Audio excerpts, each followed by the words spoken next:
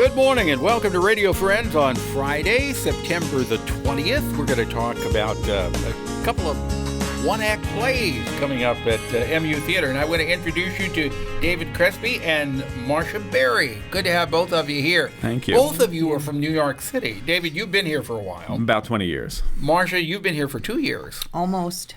And she was talking about how blue the sky is in Columbia compared to New York.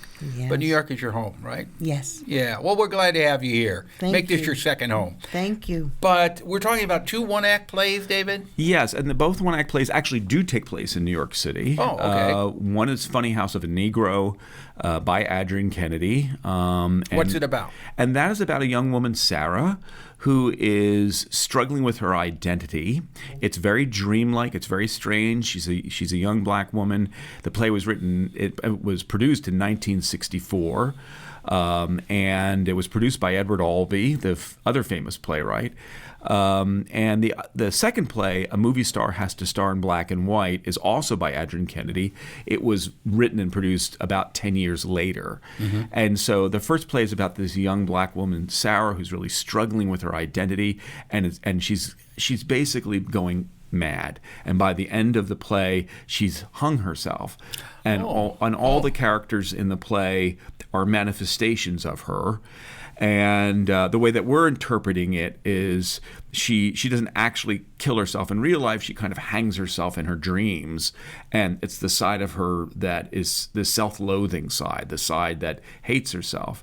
And in our production, the second play, the lead character from the second play, who's Clara, so that's Sarah and Clara walked through, and she is Adrienne Kennedy, a young writer who's looking back on the writing of Funny House of a Negro, and she's framing her experience by all these famous old movies, black and white movies that she grew up with.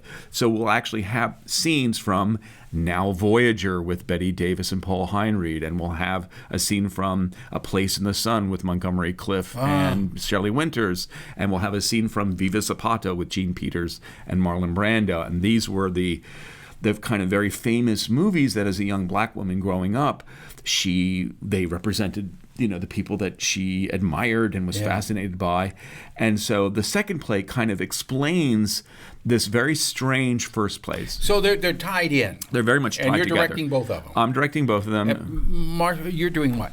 I'm the dramaturg for both of the plays, which means I provide the backstory and the history and location and costuming and reasons, and I make connections for the actors and the director and other people who are involved in the play so that they know from whence we design and from whence we come. How are people who come to this performance going to leave the theater? Probably with a lot of questions, which is why after every show we'll have a discussion with scholars, with some of the cast members. Okay, so you will help tie up some of the loose ends. We'll try. I think mostly our costume designer, Mark Vital, who's also African American, he read the plays, and he was so shocked and overwhelmed by them that he said, I have to go talk to somebody. So he called his partner right away. Yeah. But he said, David, you really have to have a talk back after these plays. When will the plays be running? They open Wednesday, September 25th, and they run the 25th, 26th, 27th, and 28th at 7:30. And then on the 29th, there's a 2 o'clock matinee. And you can get tickets how? At theater.missouri.edu. Okay, theater.missouri.edu. I want to thank both of you for coming by today, and best of luck with both of those productions. Thank you very much. Okay, now I want to introduce you to Glenn Pickett, and Glenn is with the Missouri Track and Field Officials Association. That is some title there. Yeah, we shorten it to MUTFOA, M-U-T-F-O-A, most of the time. And we're a group of about 50 or so officials that provide officiating services for the University of Missouri Track and Field and cross-country teams. Now you're here today because you want to let people know what you do, and the fact that you want more people like That's you. right. That's right. Any organization, grows and ages, and we're no different.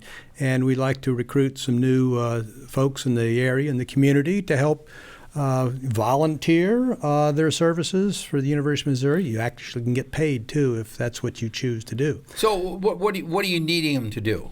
Well, we have a variety of officials. For any track meet, we usually need about 32 or so officials. Some of those will be working only for the races and clerking or umpiring the races. So when you say you need officials and they're umpiring, don't they have to have some type of training? That's right. And we provide that training. Oh, you do the training? Yeah, we do. It's on-the-job training, or we actually will also pay for USATF training if our young officials want to go ahead and do USATF track and field official training.